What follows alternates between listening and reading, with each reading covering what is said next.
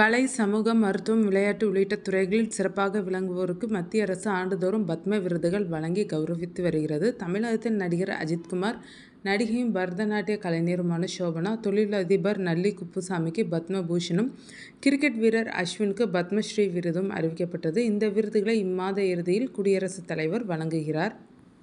சென்ற மாதத்தில் சாட்ஜிபிடி செயலி உலகளவில் 46 மில்லியன் பதிவிறக்கங்களை பெற்று இன்ஸ்டாகிராம், டிக்டாக் போன்ற முன்னணி செயலிகளை முந்தியது.